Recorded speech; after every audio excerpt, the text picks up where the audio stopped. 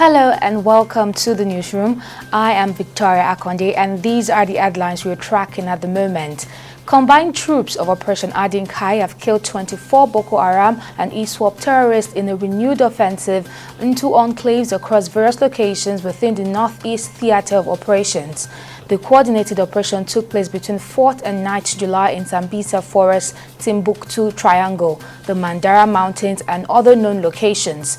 This resulted in the recovery of several arms, ammunition, logistics and other fighting equipments.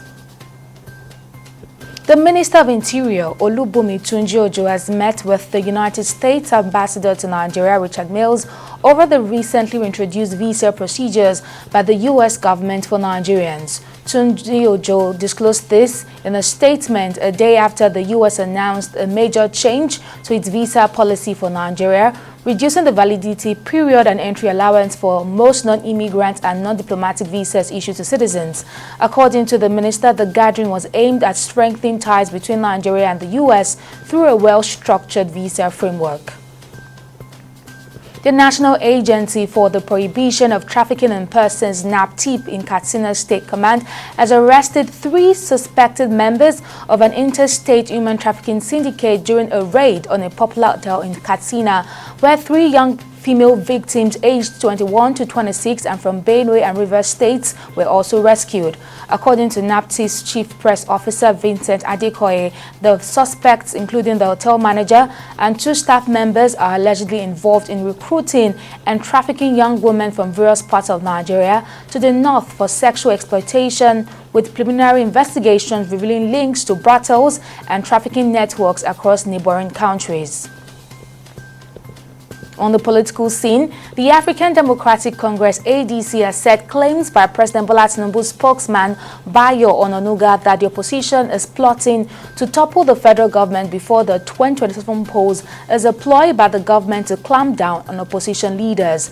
The ADC, in a statement by its interim National Publicity Secretary Bolaji Abdullahi, described Ononuga's tweet in which he made the allegation as reckless. The opposition party noted that such unsubstantiated claim signals a broader campaign for intimidation and repression against political opposition leaders by the Tinubu administration.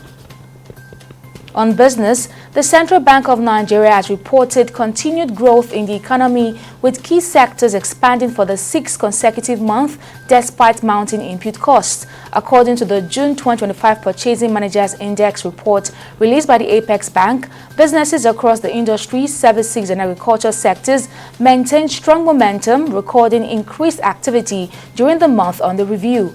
The composite PMI stood at 52.3 index points in June, reflecting sustained expansion in economic activity. On the global scene, more than 20 wildfires raged across North Macedonia, with some moving close to populated areas and authorities saying some were arson cases. The National Crisis Management Center said 21 wildfires were active and being fanned by strong winds late Wednesday. The government declared a state of crisis on Tuesday, and more fires broke out on Wednesday around the capital, engulfing the city in thick smoke. Finally, on sports, the FIBA Africa Zone 3 Under-16 Afro-Basket qualifiers are set to begin on Thursday, Monrovia, Liberia, with 3 nations, Cote d'Ivoire, Benin and host Liberia, vying for qualification spots in both the male and female categories. However, defending champion Nigeria is absent as Nigeria Basketball Federation did not register for the event. The tournament will take place at the Samuel Canyon Sports Hall in Monrovia. Those are the major stories from our newsroom at this moment. We'll keep you updated at the top of the hour.